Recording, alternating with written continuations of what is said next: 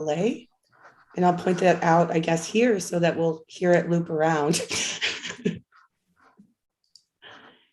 And I'll mute us over on YouTube because then we'll get a feedback loop. And this is an experiment. And I'll point that out, I guess. Oh, there you go. And this is an experimental, so we don't need to do the whole interview with feedback. Although I love that a lot of this work was very experimental. So without further ado, and because we are live, hello, everyone. Thank you so very much for joining us today. We have some amazing filmmakers with us. One of my absolute favorite programs in the festival, Racial Justice in View. This is pretty much a regional program of shorts, and we absolutely love it. And it will be available for really 2 more days because the online films you can rent tonight or reserve tonight, and you get 48 hours to watch it. So if you haven't yet, I really strongly encourage you to do so. It's rich, it's varied, it's poetic, it is amazing. Before we get started though, I just want to quickly acknowledge that today is Indigenous Peoples Day. And it's a day to celebrate the people that were here first. In our area of Buffalo, New York, that would be the Haudenosaunee. This is actually Seneca land. And we're incredibly grateful to be here in this beautiful, beautiful place. So, Nyawa. And I'd also like to acknowledge our sponsors, without whom the festival would not be possible, because we are heavily nonprofit with a rely on the non-part of profit. So we've got New York State Council of the Arts, the Electronic Film and Media section, and then we've got Erie County Arts and Cultural Funding, North Park Theater, Birchfield Penny Art Center, the City of Buffalo, Delaware District, Lelena, Lipsitz Green, Chemay and Cambria, Media Arts Assistance Fund, Albright Arts Art Gallery, Squeaky Wheel Film and Media Art Center, Hallwalls Contemporary Art Center, Art Services Initiative of Western New York, Buffalo, Toronto Public Media, Duende, Silo City, the 12th Music Hall, Whitland Cane and Dry, Canisius College, 500 Pearl, Beauty View Ranch, Hurdle Business Association, Bar de la Cita, Home Light, Hostel Buffalo Niagara, Arts Access, which is a program of ASI, and last but certainly not least, Tito's Homemade Vodka. So welcome everyone. We're so pleased that you could join us today. There are a ton of us here, so maybe I'll ask you to kind of just introduce yourself and say which film is yours, and yeah, and we'll move on. And we can go in any order. So whoever's least shy. Or I could just say, Yuma, you were here first, so I'll torture you first. Thank you very much. Ani Wache, my name is Yuma Hester, and I'm creative director with Wadden Collective. We're a group of Indigenous artists and accomplices, mainly made up of my family and some close friends within our network. Thank you to the hosts, and thank you to Anna. I really, really appreciate the invite to be here today, and I look forward to partaking in this panel. Thank you, Yuma. Janet, do you mind going next, since I know you have a collaboration? Yeah, I don't mind at all. Hi, everyone. My name is Janet Rogers, and I'm transmitting to you from the Six Nations Reserve of the Grand River, where I live and play and work and operate as a writer and as a media producer and filmmaker. And Yuma, we have collaborated, I have collaborated with Wadden Film Collective for one of the films that's presented in this program, racial justice program called Monologue Harmonic.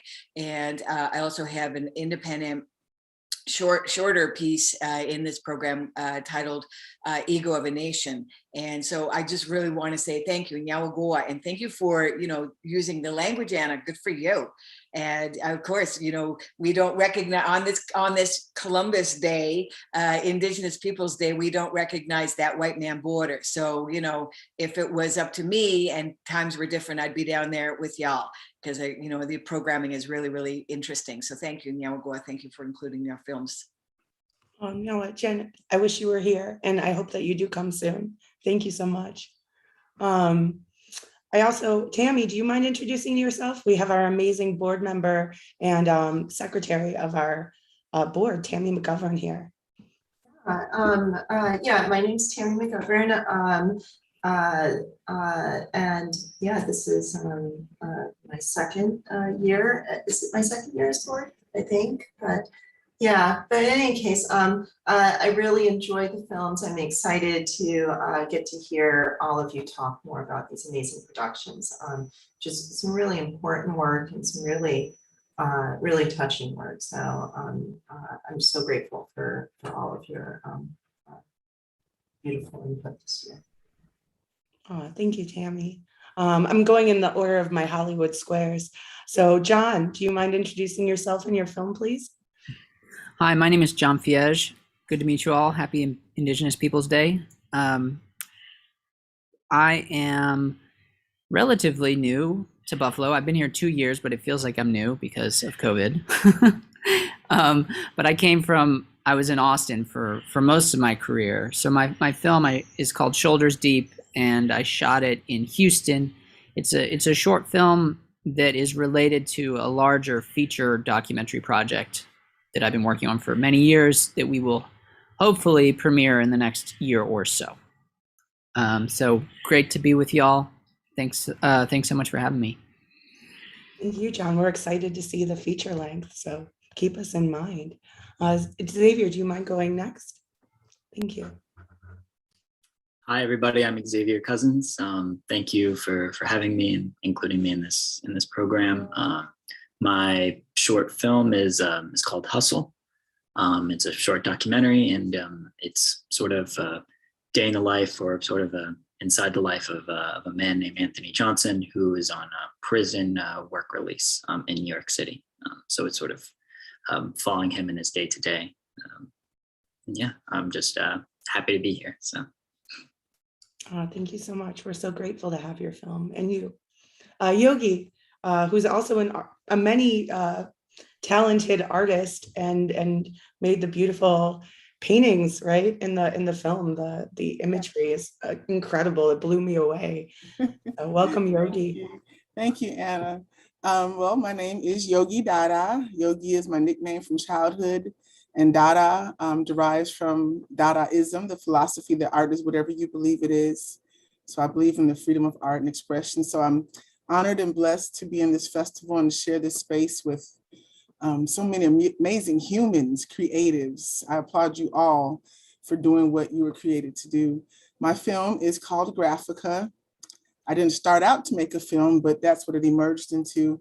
And it's about my journey as a young Black girl growing up pretty much in Ithaca, New York, predominantly white area, but I didn't have a sense of identity, and how my mother purposefully put into me the connectivity with African culture. And growing up in New York, once we moved towards the city, I started seeing a lot more graffiti. So I realized that African culture and graffiti influenced my style. So there we have Africa, graffiti, graffiti, Africa, graphica. So it's just my style told in story through African djembe, through poetry, rap, all of the backdrop and the artwork is my original pieces. So my goal is to just inspire and uplift other humans. Thank you for having me. Thank you for being here and inspiring and uplifting all of us. Thank you. Loudon, do you mind introducing yourself and correcting me there? Thank you. Sure. Hi, everyone. My name is Loudon Usman. So in this festival, we're showing one episode of a multi-part series featuring 4 independent musicians from Chicago. And so it's episode 2 featuring the singer Christian Jalon. And so what we set out to do with this project is just to slow down time, to take time with artists, to take time with their processes, and to recognize the inherent value of the work that they do and the efforts that they're making without, only the emphasis on obstacles or on trauma, but at the same time, making sure that, we give that space and recognize that that's part of their journey. So we're super fortunate to be here, and thank you for including our film. No, thank you. We love it. It adds a lot to the program. And finally, Joe, who's also here from the same episodic. Oh, Joe, can you hear us? Yeah, thanks so much. Yeah, can you hear me? Okay. Yeah, thanks so much for having us, and happy Indigenous Peoples Day. Yeah, so I was the producer and director of photography on The Ascendants. And yeah, just like Logan said, we really wanted to showcase some really talented artists as they're making their way in making their art and putting it out there in the world and growing as artists and growing their audience. So yeah, it was a pleasure to make the films, and it's a pleasure to share them with you all. Yeah, thank you. Your imagery is beautiful, your cinematography. So really appreciate that. Oh, wonderful. Well, maybe I'll start with the first question. I always love asking this question. And since I think we've got some really interesting, layered, poetic, musical, performative work, would you talk to me maybe each a little bit about your process of making and kind of what you set out to do and how you accomplished that? Maybe, do you want me to call on people? Maybe I'll just start with you. I don't mind going first. All right, thank you. I'll take the leap of faith. So Graphica, it started, it emerged while I was house sitting for a friend. I now live in Birmingham, Alabama. And of course, during the pandemic, the world was quiet. I'm sketching and and typically I'm known as an artist for a lot of color. And I wanted to do an exercise in black and white. And these characters just started emerging on the page. And my initial thought process was to just maybe do these drawings and paintings in black and white and talk about that. But it emerged into a journey telling my story.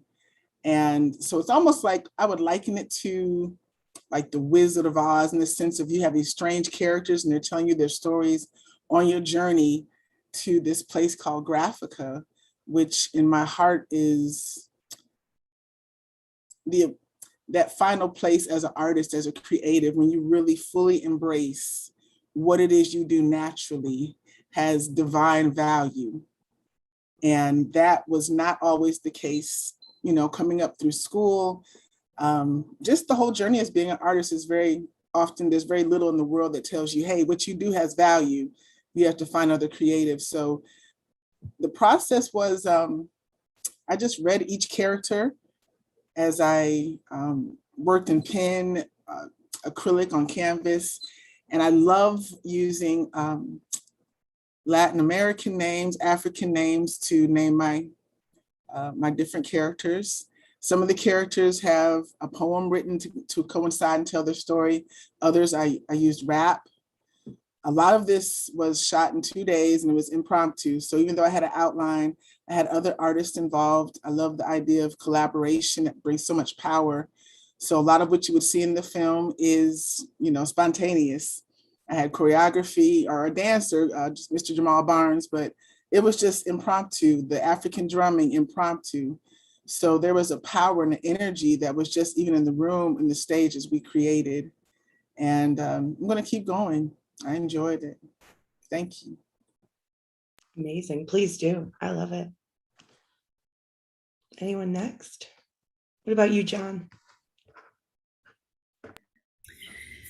Yeah, I started developing a project about environmental justice in the arts on the Gulf Coast. Around a little before 2016, we started shooting in 2016. And when the project began, it was very abstract and amorphous and experimental. It was combining these ideas of environmental racism, environmental justice with kind of the visuals and the process of making art. But that's all it was. And we ended up shooting like a kind of a sample piece of a group of young dancers from Houston that accompanied some poetry from a poet in Houston. And then we started trying to develop that into a feature. And we weren't quite sure what direction to take it. And then the next year in 2017, Hurricane Harvey hit. And one of our main dancers from the project was displaced by Hurricane Harvey for about half a year. Her house was completely flooded. And she was kind of the standout personality and dancer in that first piece anyway. And her dance teacher, whose name is Walter Hall, and I brought him on as a producer for the film, and we had been trying to figure out what direction to take this, and we realized that this should be her story, and she should tell. The original idea was Walter and I were going to do choreography and performance, and we were going to have dancers working with us, but we realized it would be more powerful if we kind of handed a lot of that creative control to Anaya, who's the young woman. And she took her experience with climate change and her research around environmental justice issues and created a live performance for folks in her community, including dance and poetry and spoken word. And so along this journey, we decided to make this short film, which was very much Anaya's and Walter's kind of, I would say, kind of artistic interpretation of her experience with the hurricane. And so I was there as the filmmaker, but they really did all the choreography, and it's a very personal story from their end. And so it's related to the feature film, but the feature film is more of a character-driven film about Anaya. So that's the relationship, and that's kind of the long the long origin story of the project. I love it. She's really, really talented and thoughtful young woman. So very, very easy to watch that and thoughtful piece. Xavier, do you mind speaking a little bit about your work? Sure. So I guess my documentary came about kind of accidentally. I was working on a project, or I was trying to figure out a project that had something to do with different mosques in New York City. So I was sort of traveling by foot and going to different mosques and speaking with different imams there. And one of the days that I went on like a Friday prayer. A man turned around to me at the end and asked if I could take his picture, because it was his birthday. And that man ended up being the guy that that this documentary is about. It turned out that he was still incarcerated, and that day he was out for one day for a religious pass. He explained that he would be on work release in 2 weeks, and so we sort of exchanged information. And basically 2 weeks later, I was sort of filming with him pretty frequently, and it was sort of like a very collaborative, where he established what he felt comfortable with, and obviously didn't want to disrupt his life. And I sort of made clear about like what I was interested about him and what I wanted to document. And making the film was extremely difficult. There was a lot of footage that no one will ever see. But it was basically pretty much created in the edit, and after screening it to lots of people over time, and sort of realizing that I was trying to stop showing everything that I saw and trying to get more to the essence of like what it was like to be there with him all the time. So that was sort of the process for me. Yeah. Well, that trust is really visible there. So it's nice to hear how it began. Thank you. Janet Yuma, do you mind speaking a little bit about monologue, harmonic together, and then ego of a nation? Thank you. Right. Yuma has sent me a message saying, Jen, you go first, so I'm going to go first. So I'm going to quickly, I really appreciate hearing all the processes. This really provides a lot of good information. And also so good to hear about how poetry is influencing and informing people's pieces, being a poet. And this is where I get to talk about how Ego, the shorter piece, Ego of a Nation, is actually a poem. And then it became the title for a poetry collection, which I published under my label. And then the piece itself, a 3.5-minute piece, really the idea of the ego of a nation is when you think of your nation, whatever that is for you, if it's, you know, country or land or people or what have you. And I was responding to how the ego of any nation is exercised and enacted through the court systems wherever you happen to be. And so in you know, occupied Canada, the ego is definitely enacted through the court system. And of course, there's all kinds of injustices towards Indigenous people and people of color here. And in particular, there was a young man, a 22-year-old man from Red Pheasant Indian Reserve in Saskatchewan, who was shot and killed when he wandered onto a fellow white farmer's property because they had a flat tire. And this young man, Colton Bushy, was shot in the head and killed by this farmer. And the farmer, through the court systems, was acquitted of any charges. And so to me, this became like open season on Native people in our territories, across our territories. And that's what that poem is about. In particular, that's exactly what it's about. But then in a bigger sense, it's talking about the injustice that's built upon court systems, which exist on stolen land to begin with. So they're, you know, it's really difficult to achieve justice when the courts themselves were enacted and came into being to displace people from our lands. So that's what that piece is about. Actually, we were, you know, we turned it around in a couple of days. We had one day of quick shooting. It was, you know, planning and shot it one day and then edited the next day. And then that piece went on to like get all kinds of screenings. And it actually won Best Music Video at the American Indian Film Festival in 2020. So, you know, that it just goes to show you it kind of we struck a nerve, it resonates. And then with Mr. Yuma there, gosh, like we met on a panel just like this. We met on a film panel, and that was, gosh, a year ago, maybe, Yuma. And you know, I learned that he's just in the next city, like from the reserve. And I said, hey, bro, we should totally work together. And he said, yeah, let's do it. And then I think we started to talk about doing a project in May of this year. And by July of this year, our project was done. And now it's screening at the Buffalo International Film Festival. So Yuma, you take it from there, bro.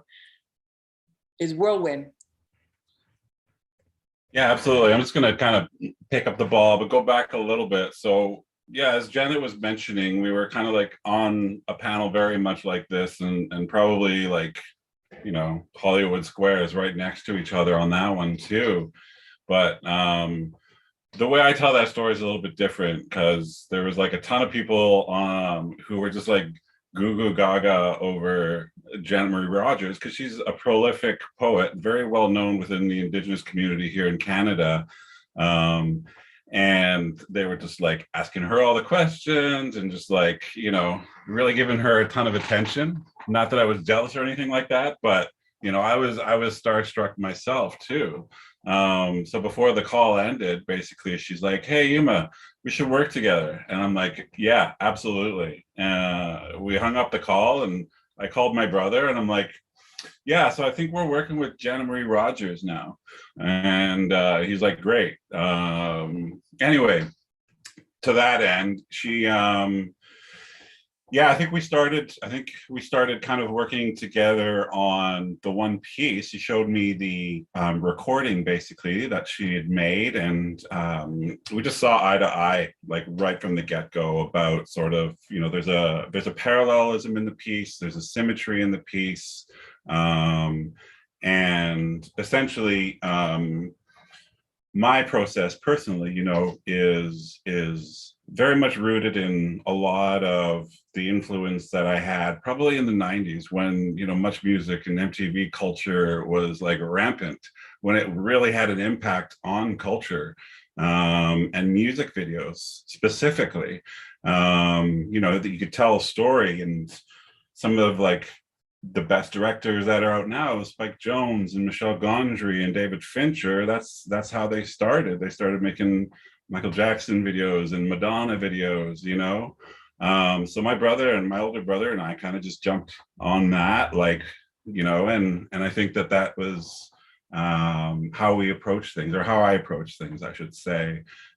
Listening to Janet's piece, just all these visual things kind of came in, just sort of like the light that comes over your head, and creativity, and they just solidify in there. And something I always tell my son Wasea, is like imagination is the ability to communicate very clearly, like that idea. It doesn't sort of live otherwise it doesn't really live outside of your head. And I think as storytellers, that's how we share. It's like, how concrete can you share this thing that's just living in your brain, or how can you communicate that? So back to Janet, we just saw a lot of eye to eye on a lot of things, and she had an incredible amount of trust, which I'm incredibly grateful for as well. And she put together just a rocking team, a costumist, Nia Reed.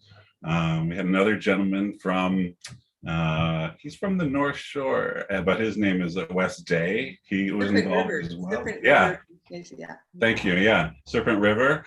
And she's like, we're getting a harpist, we're getting a guy, and we're gonna put him in, we're gonna do him all up in makeup. And I'm like, I'm all about this. So it was just an absolute pleasure, and just a fantastic experience. So amazing. Well, I grew up on those same music videos, and maybe that's part of what drew me in immediately. I remember these pieces coming through and being like, wow, just waking you right up, and it's amazing. Wadden, Joe, do you two mind speaking a bit about your process? And yeah, thank you both so much.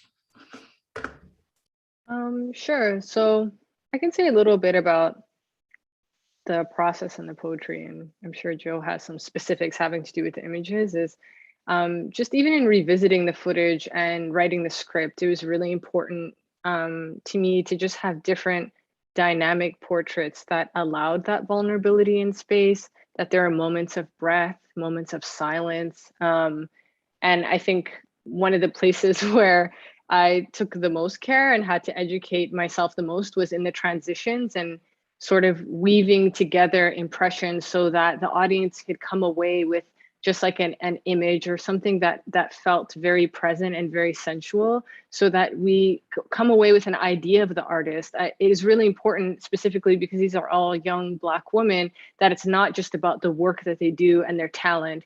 It's some sense of who they are and what it is that they're grappling with. And so one of my favorite moments is in Christian's video, is when we transition away from this heroic portrait of her in front of her church. And then it transitions to this green space where she's just thinking and meditating about different things. And we start to see her sense of faith in action, and how it's interesting and it has its moments of strangeness and beauty. And to just see her, just with her breath and with the air and in a healing space was incredibly important. Because I think sometimes there is such an expectation of talent for Black artists, especially for Black women, and of almost self-management. Everybody has to just show up with this Whitney Houston level talent. And then it's well, that's what Black girls do. They sing and they make music. And that has always, of course, rubbed me the wrong way. And it can be so disgusting, because so often talent isn't enough. It's how you're embodied, and the sort of the static of these different prejudices. It really affects whether people can listen to you, or if they're willing, they can't or they won't hear you. And so how do these young artists triumph despite that? And so, yeah, we were just taking time to follow them as they work and figure out how to keep themselves safe in the industry, but also who they want to be as people and how they want to introduce themselves or reintroduce themselves for the artists that have more experience to their audiences.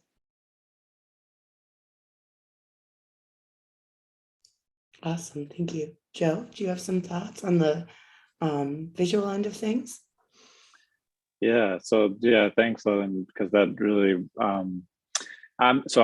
I'm from a photojournalism background. That's what I did prior to starting to work in films. And so documentary is, I love creating images. And so for someone to share their world with me it really means a lot. And so I really try to do my best to make that, to honor that. And I think, yeah, one of the, it was great creating with all the 4 artists that we worked with. With Christian, yeah, we really tried to cover, to photograph her in all different settings, at her home, at her church, in the places that she feels most at peace, in the creative places. And then we also really tried to cover, to get images as well of the city of Chicago, because that's a big part of the series. Chicago is basically almost like a character in the series, and I had never even been to Chicago prior to doing this, and so for me, it was really really amazing to learn the city through making these images and through interacting with these artists who are just really excellent. And so, yeah, like Lovin's idea, she's a really incredible director. And so it was just kind of easy because she had an idea of what she wanted to do. And I felt like I understood where she wanted to go. And I just liked as well how she wanted to do music videos and combine that with a documentary and almost blend the two so that it's a documentary and a music video at the same time. And so, yeah, when artists are so willing to share their world, it makes it easy. Amazing. Well, yeah, I agree. I felt landscape was a character as well, and the colors and everything. It's beautiful. Thank you all so much. Thank you. I'll let Tammy ask one. I'm just, there's so many questions have been just addressed here in all these beautiful ways you guys have talked about making your work, and with every single piece, ranging from Xavier's work to Yogi's work to just so many dimensions and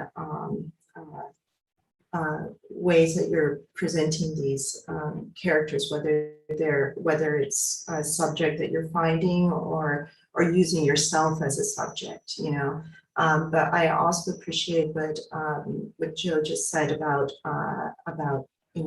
space and environment, and that was something that also kept striking me through this. But not only that, like just all of these visuals on Janet and Yuma, I think about like all of these ways that you combine like this beautiful poetry and on one hand connecting like history and present, but also there's such a dialogue that's happening through like objects that are chosen to, objects and spaces, and things like the jewel encrusted rock, stone really like it captured my attention. Just all these really beautiful objects that seem so meaningful, but are just have a mystery to them too. And Yogi, like just the complete like sort of immersive experience of it's so rhythmic, like that it just drives through that video for me so much. And the visuals of the paintings are just so stunning. And I just love the way the silhouettes also like intersect with all this, like everything's just so gorgeous. So anyways, but like all of you have done some amazing work in that way. And I just wanted to, if each of you could maybe speak a little bit to how environment, like spaces were chosen and objects, things like that, how that played into like how you told these stories, how you represented these experiences. As well as like the sort of like environmental, environment is definitely an aspect there for your work, John, right? As you said in your introduction, and then Xavier, the city is such a presence there, along with Anthony, who's also just like such a strong character. So any case, just all of you, I'd love to hear more about that sort of aspect. I can go. Yeah, just to kick it off. So yeah, to go back to, I think that symmetry, I think that that was definitely sort of like the approach. It felt sort of, very much like there was going to be this one world, and then there was also going to be kind of this other world. And the other world is this sort of this barren landscape, which you see in the second half of the piece, sort of representing kind of like a post-apocalyptic kind of world, essentially. And to sort of counter that narrative, we had, the inside of a barn.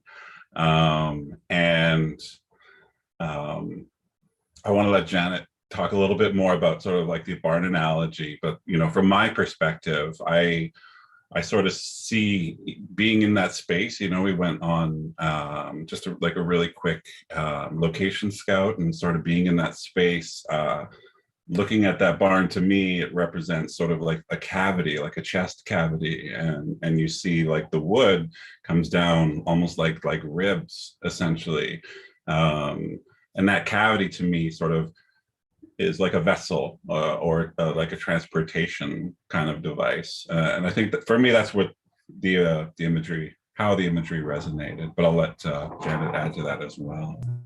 Yeah, that's about right. There was the other part of our collaboration took us into Hamilton, into the industrial area of Hamilton, if anyone has ever been to Hamilton, Ontario. And that was representing, the more industry there is, the more extraction there is. And that extraction really is representative of the parallel of our disconnect, and the extraction of culture, the extraction of women on the land, and so on and so forth. So that spoke to that. And we were endeavoring to convey that. And yeah, of course, I just have a thing for barns. And so I found this wonderful barn, and I said, let's shoot in here, because the light is so special inside a barn. If anyone has been inside a barn recently, it's really like a bit of a blanket, like it really hugs you a bit. And so I just have a thing for barns. And then I just wanted to talk about For Ego of a Nation. At the time that we were shooting that 3.5 minute thing, at the same time, there was a solidarity action happening in Tyendinaga, which was in solidarity with some anti-pipeline action on the West Coast. And so the people in Tyendinaga were blocking the railway and, like interrupting commerce through the railway. And so we thought, we're going to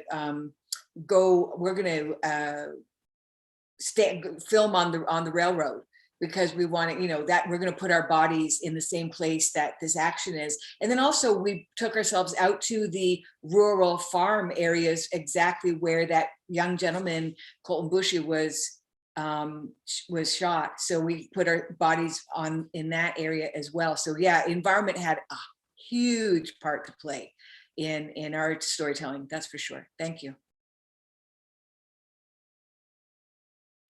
Thank you. Amazing.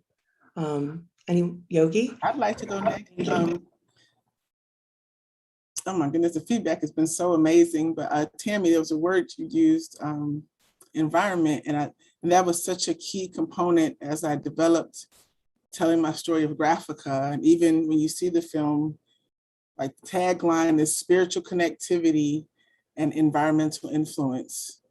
And getting to that place was, again, this was created, while I was house sitting for a friend during the pandemic, and I'm sitting on the floor just sketching in my notebook. And as I looked at my style, I could see it from outside myself, so to speak.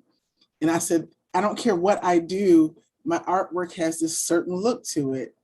And that's when I started looking at, it looks African, but kind of this graffiti edge. And in that moment, while I'm sitting, Indian style on the floor, legs crossed, looking out the window on an overcast day, and it all came back to me. I remember when I was about 4 or 5 years old and growing up in Ithaca at the time. Well, I grew up in Rochester later, but as a little girl, a little Black girl in a predominantly white world, telling my mother one day I wanted to be white. And she just went into strong Black mama mode, and TV was gone, no more TV. And we laid on the floor at night and we would look through National Geographic, and she would intentionally show me pictures of dark-skinned people with nappy hair and wide noses and full lips, and Indigenous people, and just all these different cultures. But my connectivity to Africa, I've never been to Africa, but there was something birthed in that moment that I didn't know, but it manifested years later. And then growing up in Rochester, I remember seeing a lot of graffiti, and I didn't know it until now, but as a child, I've always been creative. I've always painted, did drawings, everything you can think of, from music to dance, but something about graffiti captured my heart. One thing, I never knew where I was going to see it, pops up on an alley or on the side of a building or on a train or something. And that registered to me as like this rebellious freedom and showcasing. And then the style of graffiti, how it was a message, but it had to be deciphered, even down to the lettering, or maybe there were caricatures that were added into it. So I'm like, this is like storytelling to the community. It's a voice, it's a language. And as I became a woman, and getting back to my artwork, actually, what makes the story powerful, my mother was the first person to put a paintbrush in my hand at 4 years old. And through the course of life and going through the scholastic system of studying art, I got a fine arts degree and was fully persuaded I had no gift to paint. So I stopped painting for like almost 20 years.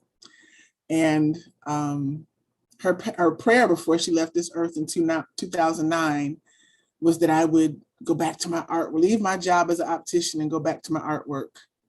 And so she saw me pick up a brush in 2008, but she passed in 2009. In 2010 is when Yogi Dada really emerged. So this was such a personal story.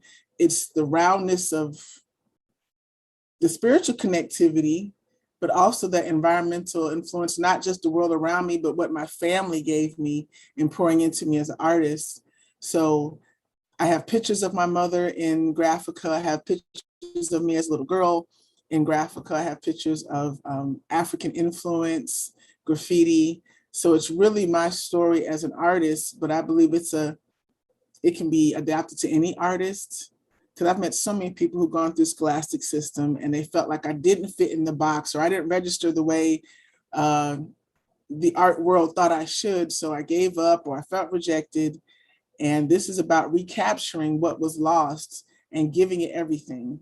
So I do share, I started with painting, but then I started writing, singing, playing the African djembe, rap. I was like, I'm going to give the world everything, not a slice of me, but the totality of who I am as a being, a human, and letting that emerge to other humans and praying that they get to that place of just total acceptance and shining in all of your divine creative glory. So that's what Graphica is about, and that connectivity to who you are inside and out. Thank you. And I'm glad that you pushed through that gatekeeping and started making that work again, because it's incredible. Let me see, Xavier, do you mind speaking a bit? Thank you. Thank you. Sure. Yeah, Tammy has a great question in terms of environment. Environment is basically like is pretty much everything, influenced everything in my film. The film, like I mentioned before, it takes place in New York City, which is obviously iconic in its own sense. There's lots of images associated along with it, but in a practical sense, the man in my film, Anthony, he works as a messenger. So he travels by foot and by train, sort of delivering different packages, different items all around the city.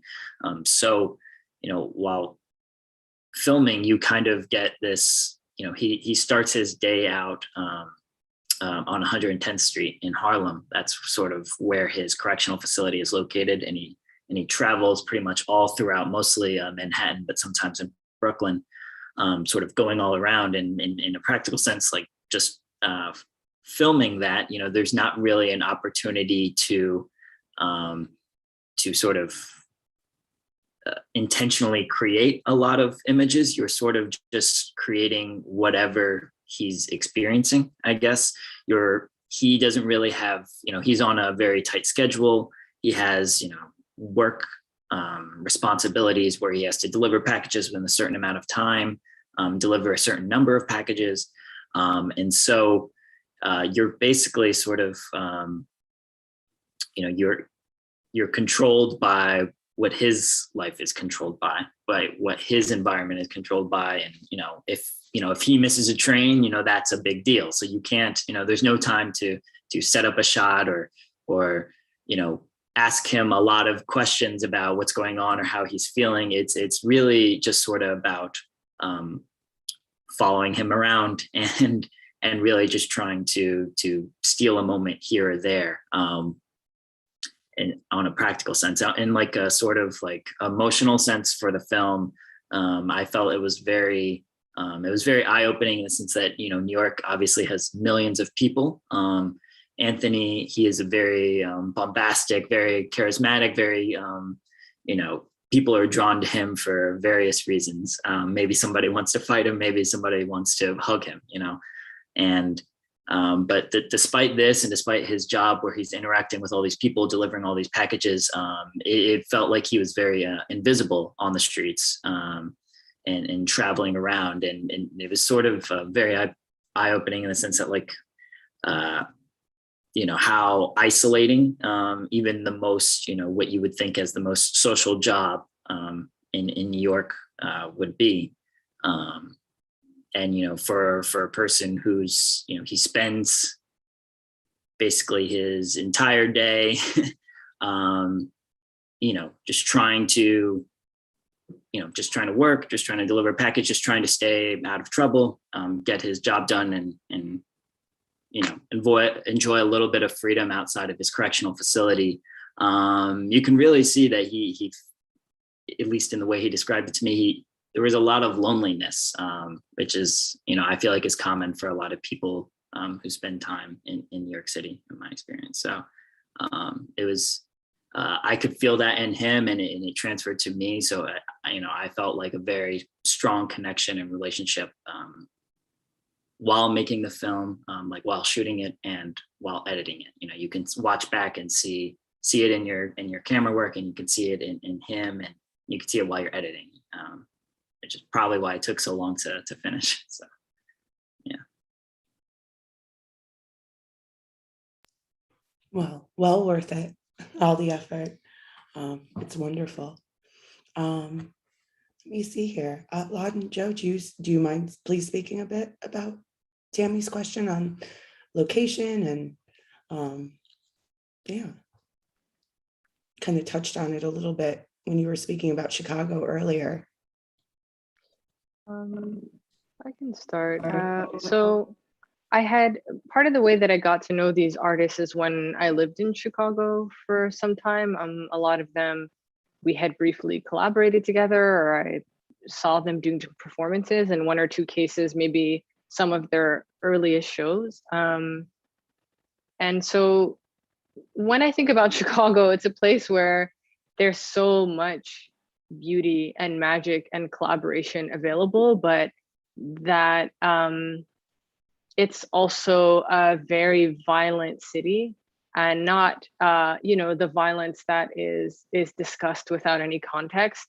It's the violence of redlining, of food deserts, of aggressive policing, this idea of who belongs where, and what to do when you feel that someone is a kind of interloper in your space. And those spaces are the artistic places, the landmarks, the spaces where people, may go to meet and to generate ideas, and where young creatives need to feel a sense of belonging. And it was something that really troubled me when I first moved to Chicago, is how you'd see populations just change on the train. And then as those demographics change, the service on the train would change drastically as well. And so it became so unimportant, who like, there's an idea of who deserves to work on time, and who's believed, when they say the train simply stopped at, the red line simply stopped at Chinatown. And so I think that yeah, there's also this idea of, I never had been in a place where it was so obvious that young Black kids specifically, were not welcome to just play and hang out in spaces that you associate with children, with teens, like Navy Pier, or, like a popcorn shop, or anywhere downtown, big, wide open green spaces, the beaches, and how bizarre that was, because that's such an important part of the American iconography. And while I understand that racism has taken such a toll, even in the imagination, it was really strange to see it be so blatant. And so some of the work of this film too, in coming back after having lived in New York for several years, is to even try and undo some of my associations, that us as a team, that I also belong in these spaces, that I can want to see footage of certain spaces where even myself in my own body, I have felt uncomfortable or had to take an extra effort to protect kids if I was working, as a teaching artist or something, and we were visiting an art museum or something like that. And then also just to show these different artists comfortable, at ease. What are their safe spaces? What are spaces that they will transform? In Christian's video, she explicitly says, any space that I walk into, I act like I own it. And that was part of a conversation that we had about the pressure of segregation and this kind of atmospheric violence that exists in Chicago. So much so that a lot of the gun violence that's there, for me, in my perspective as a Chicago outsider, but for someone who's relatively familiar, is that it doesn't surprise me that there would be a potential for pockets of chaos because of the violence of the landscape and the violence of these different institutions, and then what just kind of remains in the air as a kind of curse, which is, and it's an active curse, which that's true for so many places in the US. Like, what do you expect from a place that just was violently wrought, from Indigenous peoples? And, what's my relationship to that as an uninvited settler myself here? And so, yeah, and Christians, because she's in Freeport, she's straddling, time between Chicago and Freeport, and looking at some of the differences and what it means to be in an even deeper isolation or loneliness in a place like Freeport, where there are even fewer people like her, there are fewer reflections. And so when you see her in those moments of warmth and safety and togetherness, you can get a sense of relief, but also how much effort it takes to dwell in that relief.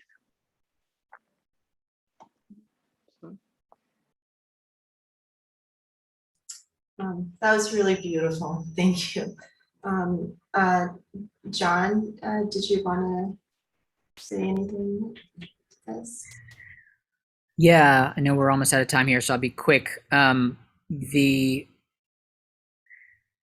of the things I was excited about at the beginning of this project was doing site-specific performance on camera. And it's been a really interesting process of working with the choreographers and the dancers around this, because we're always asking the question, when is it appropriate to be in a site-specific place versus when is it more appropriate to be in a theater? And those are not black and white issues, but this short allowed us to really lean into the site-specific part of the story. Largely, you ask about environment, we shot everything in Houston, in the places that were flooded, and both actual places and places that represent the flooding. But in the longer film, it's ended up being a lot more in the theater as a space to create community and to bring people in for storytelling. So I've just found it very interesting to see that relationship and contrast between site-specific work and theater-based work.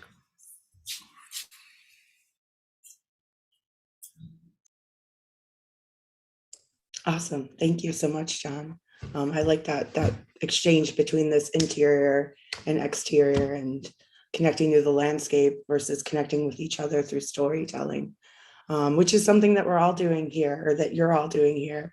And I know we're kind of out of time, but I have to ask one more question, and maybe we can just answer quickly. We did get started a little late, so I think it's only fair if I'm a little late to my next thing.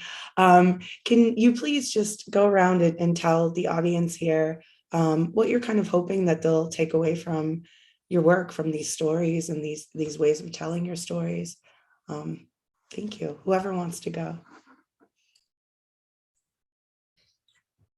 I can go really quickly just to kind of kick off. Sorry to jump in there, JMR. I just threw a link, so I'm going to do a bit of a shameless plug here to ask people if they could follow the Wadden Collective. We have a web series that starts this Friday on our YouTube channel. It's completely free, and it has some of the most predominant, Indigenous Canadian voices, but also Indigenous filmmakers from around the world. And essentially, like, our goal is, it's an exciting time to be a part of like the Indigenous filmmaking community. And there's a lot of people that are bringing very important, very relevant pieces and points to the foreground. And this web series, we're hoping to promote some of that. And I implore everybody here to subscribe and share as much as possible, because it's very grassroots, and we're not sort of inhibited by a Hollywood system. My close friend there, Janet, has a piece coming out in the next few weeks. So if you want to get a first crack at that, there's the opportunity there. So yeah, we just love the momentum where Indigenous cinema is going, and want to help to elevate everybody else's message. So miigwech. Right on. I'll pick up on that. And you know what, I just want to say publicly on this Indigenous Peoples Day that, Yuma's work is absolutely beautiful. And I am so lucky to have started working with Yuma. I think we're elevating each other, and this is so beautiful. So Yuma, yay, props to you. The creative voice, when we are addressing racial injustice, social injustice, this message-based work, I find that the creative voice has a much bigger impact in that messaging than, say, a newspaper can or historical research can. When we address what we need to address with our creative voice, we not only help ourselves to process what we need to say and how we need to say it, but we help others to understand, these things that are just kind of like unresolvable, incomprehensible in our societies now. And as you probably know, that currently where there's discovery of unmarked graves of murdered brown babies from the Indian residential schools. How the fuck do you come to grips with that? And so I feel very fortunate that I can use my creative senses to help myself out with those things, and to help others out with those things as well. That's what I hope people come away with from this program. So Nyawagoy, thank you again, Anna. Oh, Yuma and Janet, so much. The work is very powerful, and we love it. So we're so honored to include it.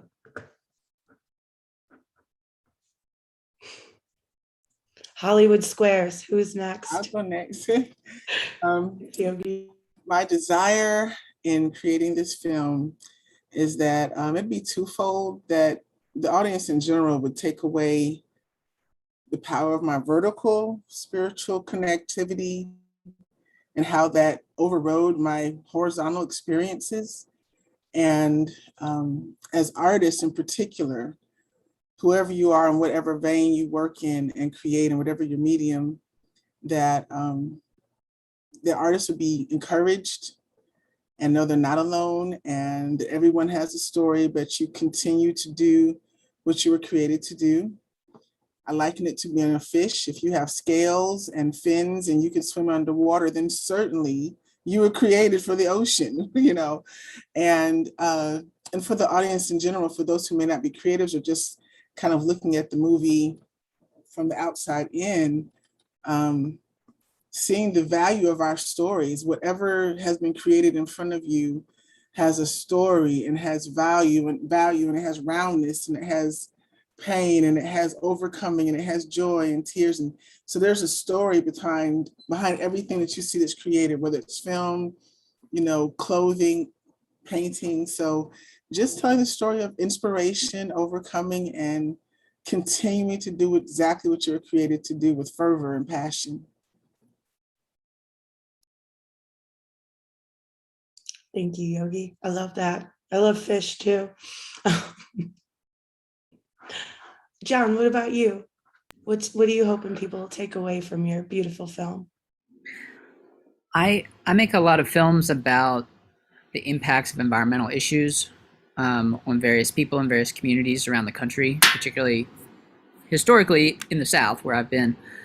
But what I've found in multiple films, and this is true of this film as well, is we're all very aware of the tragedy and the horror of these climate change disasters. But there is a beautiful and life-affirming side of these stories always. So one thing that I found very encouraging and very kind of beautiful about this process of making this film was seeing how it starts with this tragedy, but it becomes a film about village and about family and friends and community coming together and creating meaning and building something stronger after disaster. So I think that's a really important thing to remember with all of these really difficult issues that we all deal with all the time. That's beautiful. I love that. What about you, Lawton and Joe? I'd like to hear Joe's thoughts first, since we didn't hear him on the last one. Yeah, no, I mean, for me, it was really just a great joy and honor to film these young artists. And so I would think like you can support the young artists. Like, I think that's one of the key things that I think the stories tell is that artists need support when they're starting out and when they're in the middle of their trying to establish themselves, and especially Black women artists. And so, yeah, these are really talented musicians that that we profiled, and so I would encourage everybody to just listen to them. And yeah, so just I think that's one of the key messages for me is to just try to think about making sure that the stories are not just about artists who are established, and to give, you know, platforms to Black women artists who are really doing the most incredible work and maybe not getting that same attention.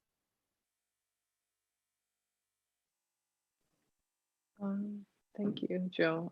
I would just add to that a hope for some sensitivity in what it takes to make art and what people have to face, how you have to face yourself, how you have to face your environment and your context, how you have to face the pressure of your own hopes and dreams. And you know, as Joe said, that translates to support and a certain kind of warmth and invitation, and just recognition of everything that it takes for us to, you know, enjoy the end product, and that there's so much that's behind. I mean, we say this all the time, but there's so much that's behind, you know, the polished veneer. By the time somebody's having, you know, a big fader profile or something, is to think a little bit about, you know, well, what are the things that they will later be discouraged, you know, to mention in interviews. And so, and also just the idea that trying is succeeding,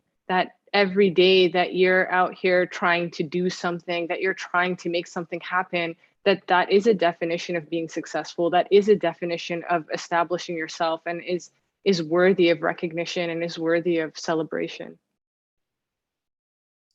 I agree. Thank you very much, both of you.